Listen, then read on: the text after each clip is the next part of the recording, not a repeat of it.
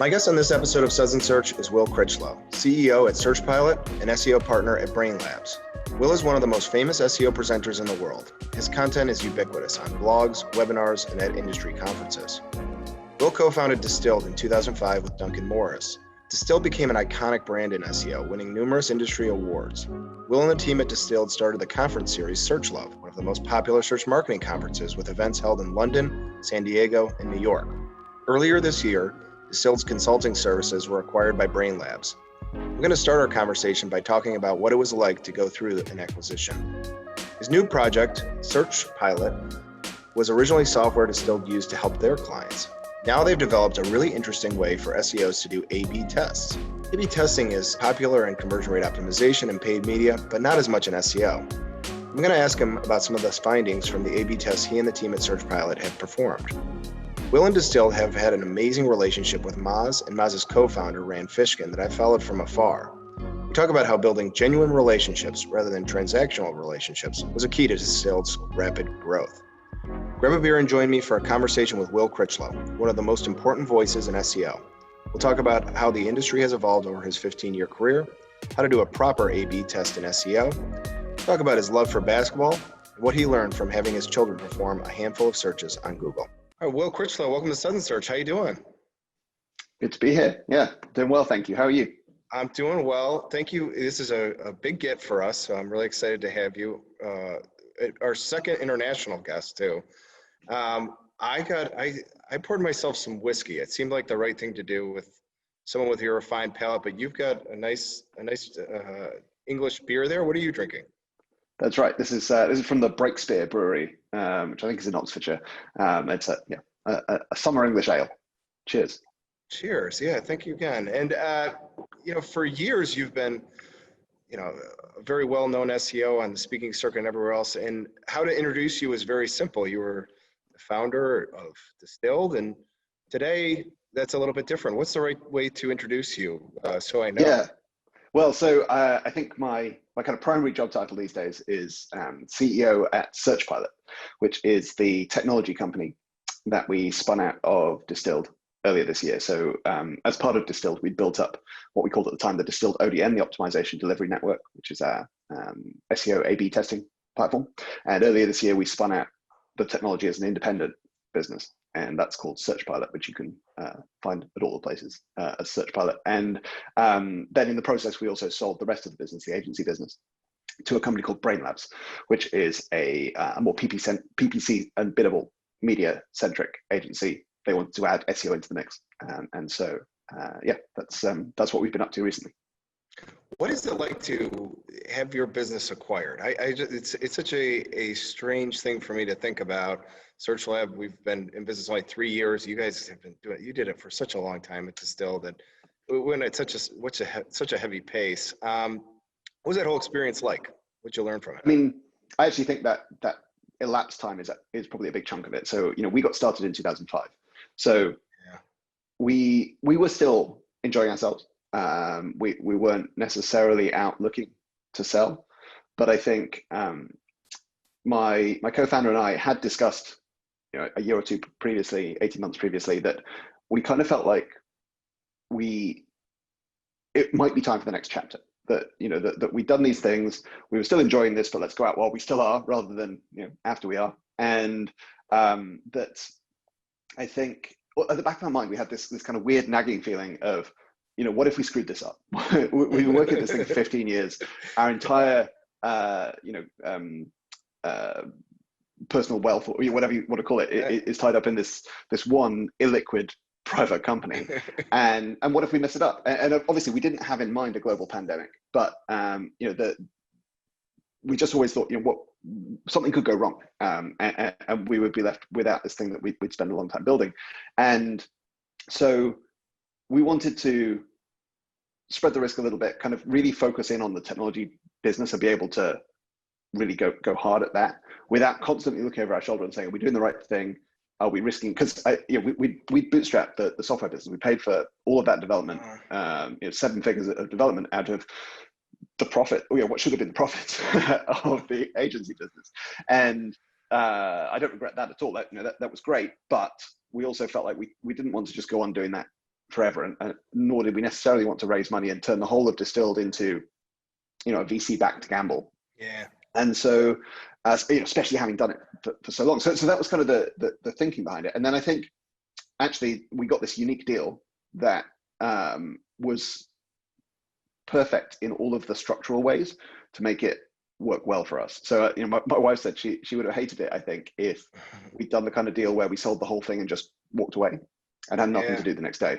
I think that would have probably driven everybody crazy. So it had a few nice features. It had the ability for us to focus on the technology business that we were excited about, while staying involved with the agency and consulting business. We're still shareholders in the business that acquired our agency business, and still kind of close with that team and all the rest of it. But yeah, it wasn't that kind of like sell the entire thing and clean break and nothing, which I think some people I think that probably is a little harder to deal with.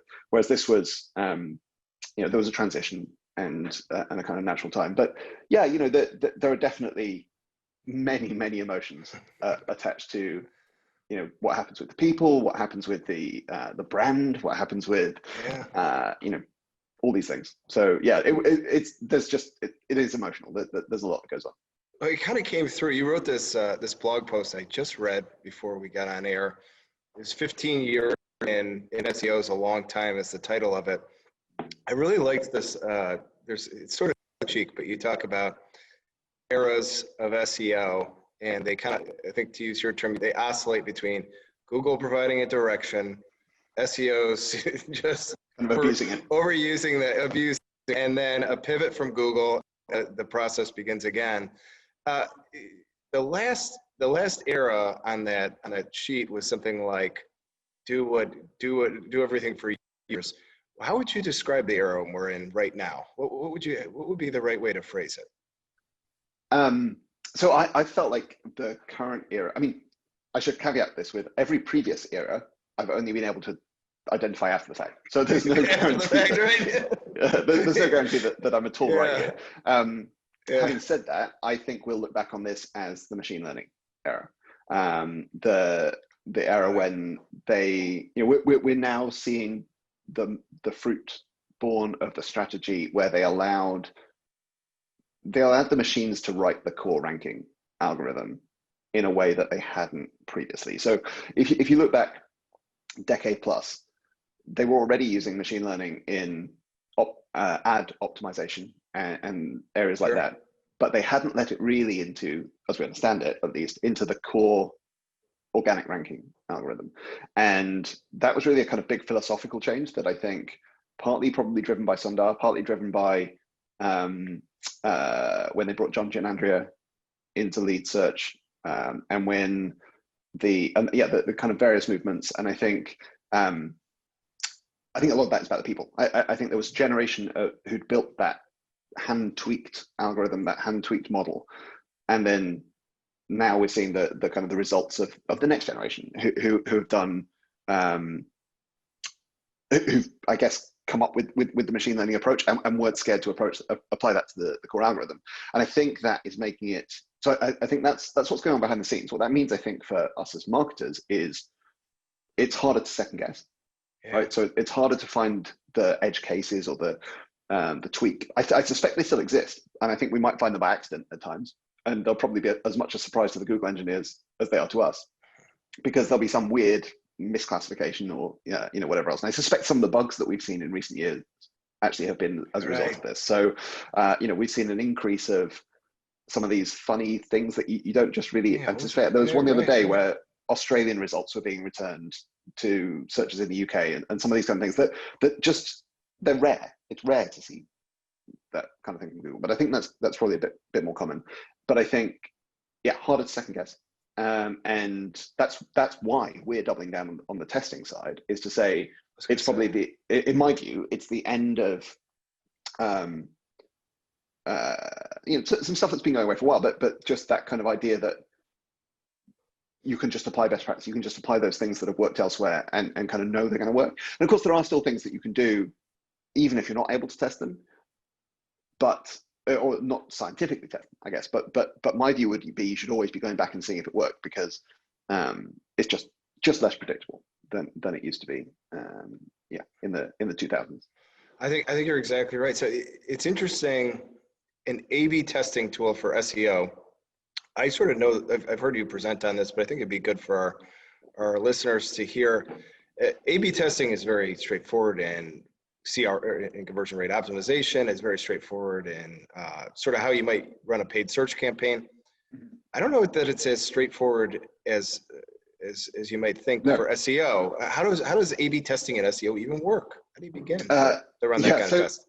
I think this is why it's taken a long time. You know, they've been testing tools in other areas for a lot longer than they have been on the SEO side. You know, to give credit to where it's due, we didn't invent the concept. I first came across it in some articles written by people at places like Pinterest, and so some very, very large websites. I know TripAdvisor were doing it back in the day. I believe Amazon had done some of it. But we really wanted to bring it to a wider audience and make it available to you know, really any site that's big enough to run those kind of tests. And the way it works is, yeah, I imagine most of your audience is familiar with conversion rate optimization or user experience A/B testing, where you show one version of your website or your page to some of your audience and a different version to another bit of your audience. And you compare the properties of those two audience segments. As you rightly identify, that doesn't work in an SEO world, because you'd have to put Google in one bucket or the other, or you'd end up with duplicate content or various other problems.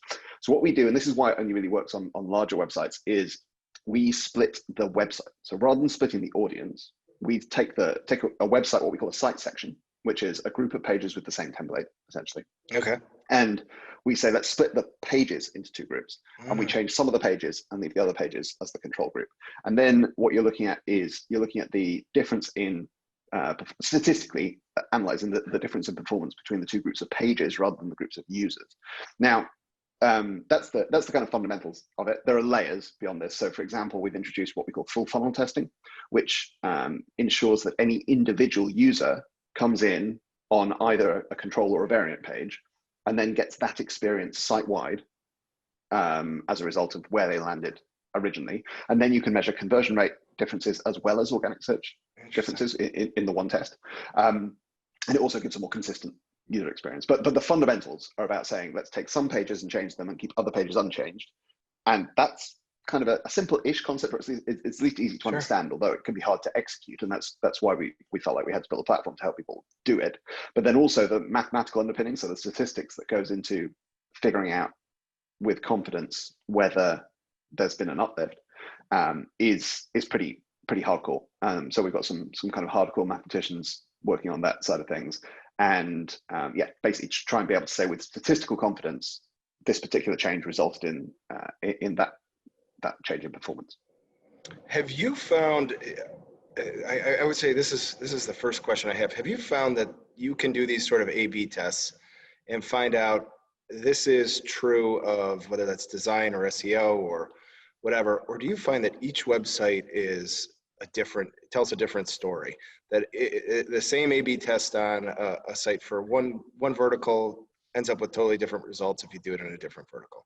What have you learned over time? The short answer is both. So okay. we have definitely seen both cases. So we've seen examples. A great example is when shortly after they introduced the frequently asked question schema markup. Yeah. That was a test that was almost universally positive. Like basically every time we rolled out FAQ schema, we got an uplift on every site we tried it on. And that was interesting and novel and not controversial, but kind of not necessarily predictable, because I think there was a lot of speculation in the SEO industry that the way they were marking that up with the expandable kind of concertinas with the answers in the search results, there was a lot of speculation that would result in a drop in click-through rate because people would get the answer they wanted and not necessarily click through. Whereas we actually saw that it was pretty much universally positive. People were engaging in the search result, but then also clicking through in greater numbers. Now, that unfortunately isn't a silver bullet that's stuck around forever. Obviously, it's been used, overused, abused, just like all these other tactics. Yes. And I think we did find early on, the only counterexample was that the thing with FAQ schema is you can't have multiple kinds of rich snippet markups on one page. Okay. In general. And so the only time we ever saw it be negative was where it displaced another very valuable rich snippet. So something like a review, a 5-star review markup or something like that. These days, it's sometimes negative, sometimes positive. They've made it much harder. It's not as automatic to get the markup now as it was when they first released the schema. And obviously more competitors have it and so forth. But that's probably one of the closest I've seen to a like universally winning every time we tried it. On the flip side, we've seen a variety of other tests that just are, case by case, as best we can tell, and in explainable ways. So it's not a mystery why this would be. It's things like, so one classic example is, on e-commerce category pages, it's very common to have that like paragraph of text that's quite often not exactly hidden, but quite hard to read, right? It's probably quite small. It's maybe in a faint gray. I'm with it. Yeah. And if you're lucky, the developers even put it in div class equals SEO text or something. We tested, like, is that a good thing? Interesting. Is it valuable to have even what is often quite boilerplate, like frankly not high quality content, but it might be the only text on the page. Everything else on that page is links to product pages, images, and so forth. It might be literally the only text on the page. And so is it good or bad? And I think if you asked 10 SEOs, you'd probably get 9 different opinions. And we've seen it go either way. And I think that's been explainable in some cases, or at least understandable. So whether the variables appear to be things like, what's the competitive market look like? How strong is, how powerful is the website? How authoritative is the website? More authoritative websites obviously get away with a little bit more in the kind of quality stakes. How high quality is the content? We've seen everything from genuine human written content that maybe isn't the most compelling text in the world, but at least it's real, through to literal copy paste boilerplate. Okay. And yeah, we've seen that be a range of plus double digits, negative double digits performance when adding or removing. And so that's a kind of classic. You just got to test it. And one of the things that I wrote a post about recently actually is I really want to test some machine generated content.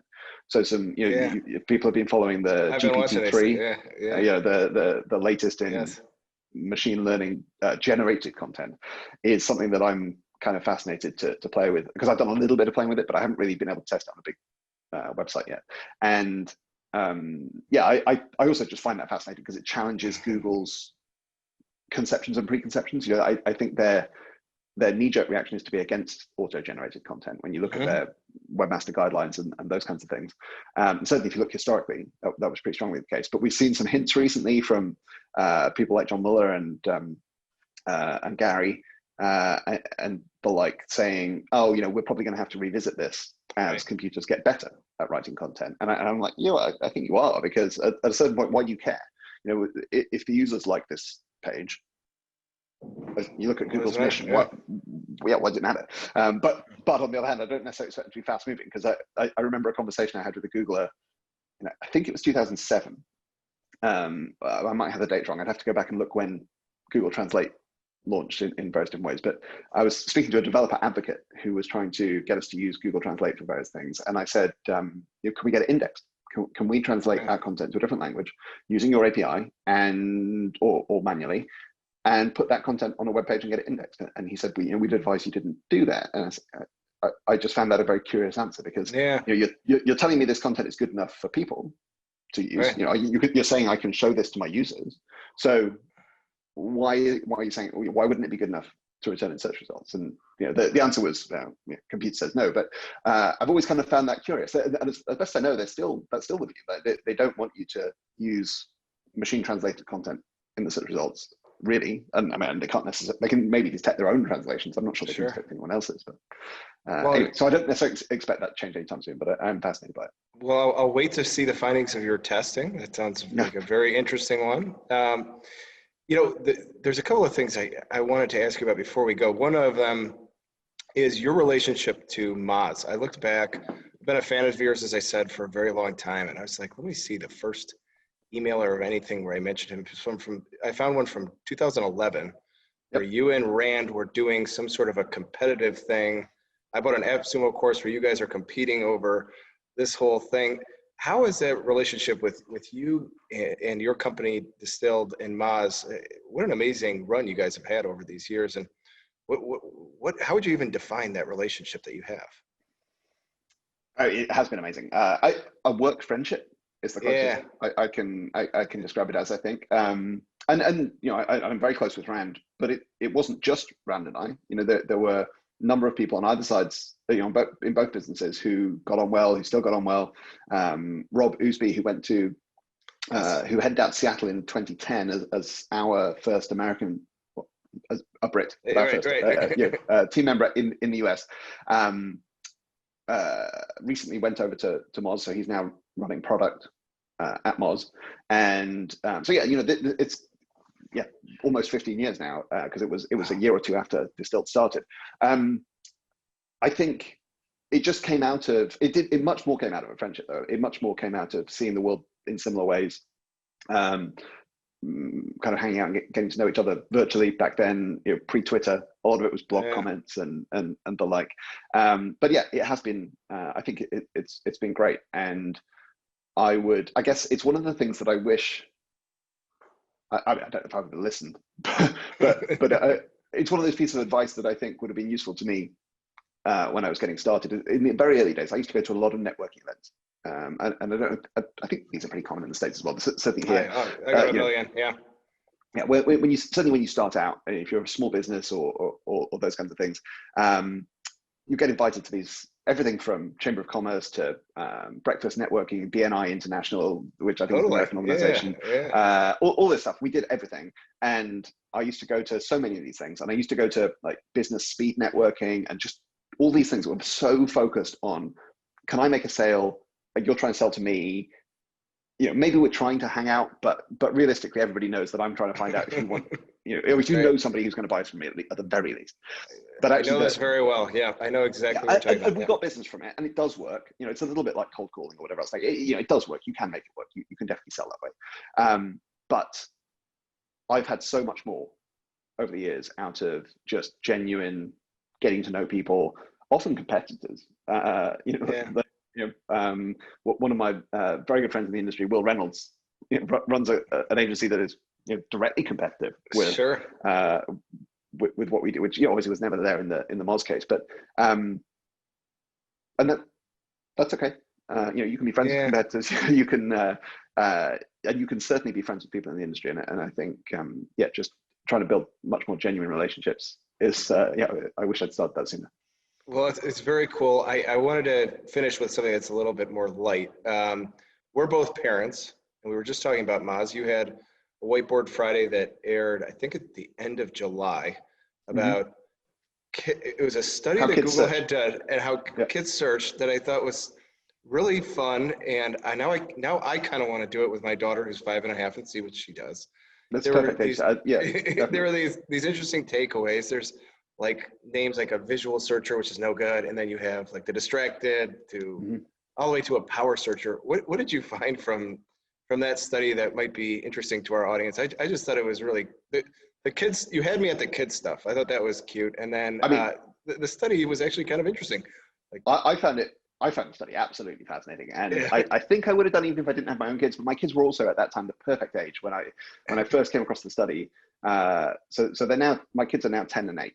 And actually pretty decent at searching, I would say. You know, like obviously their writing and reading is much better than it was a couple of years ago. So actually they're pretty good. Hilariously, they call it search it up.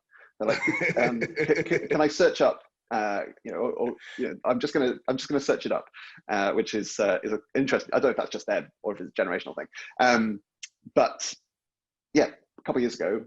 So I guess one of them was probably about your kids' age. When they're just learning to write, just learning to type, they're going to type phonetically maybe sometimes. They're going to misspell things. The things that I took away from it, which I think are applicable to much more broadly than we might imagine, were the visual searcher was actually a fascinating one. So the kids who went to image search to find answers to things, which is not something that I would generally do. The only time I think I would turn to image search for something factual would be if I was, I don't know, I was repairing something and I needed to make sure I was looking at the instructions for the right model, or that kind of thing. That kind of thing, right? Yeah. Yeah, but they were doing, some kids were doing this for things like, what do dolphins eat? And they were looking for pictures of dolphins and then just looking for a picture of the dolphin eating something, and they're like, look, it eats that. Which is, I just love that chain of logic that gets you there. Perfect. Yeah. And then the other one, actually, which I think this is a really big deal, actually, for, I hope people at Google are paying kind of close attention to this, was the importance, or the way people interpret what the bold means on the search results.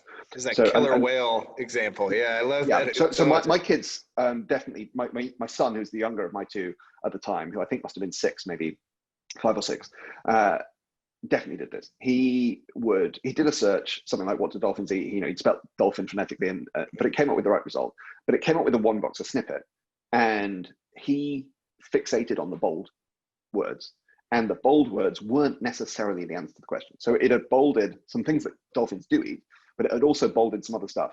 And he read out all of that and just said to me, they eat these things. And so I think that's the kind of area where, you for grown-ups, you edge over into misinformation, or, this is how fake news starts. It's how there's so many unintended consequences of just the ways that information is presented. And yeah, I found that fascinating. So I actually should go back now and do something more structured with my kids again, and just see. But they search all the time, and for the most part, they find it they just explore. They try out different things, and it doesn't look, these days, it doesn't look radically different, I don't think, from a regular adult searching for, obviously they're just searching for different things, right? They're searching for the latest toys they're interested in, or YouTuber, or whatever it might be. I like it. Maybe I'll have my daughter search it up, and I'll compare notes with you afterwards. So I will. I look forward to hearing. All right. How's your jump shot these days? Are you getting my jump shot's always been horrible. What's your game? I know you're a basketball player. Are you in the post? Are you a passer? What's your? I'm a defensive specialist. So okay. Yeah, I've always joked that I'm much better on the defensive end than the offense. So I'm just over 6 foot. Like, I'd probably list myself as 6'1" if I was being slightly generous in basketball shoes. And but I have generally played in the post. So yeah, I'm a kind of small forward, I guess. These days, obviously, haven't been playing very much recently, though they have just, some of my team, we've just found that we can go back to, well, the regulations say we can train 3-on-3 or something. So yeah, we're going to get some in. But no, I've just been having to try and stay fit in lockdown. Well, best of luck getting back on the court. And well, thank you so much for coming on Suds Search. This has been really fun, and enjoyed the conversation. I feel like I could talk to you about this kind of stuff forever. So likewise. Well, I certainly can talk about this forever, especially with beer in it. So it's been a blast. Thank you for having me on. All right. Thanks, Will. We'll talk soon.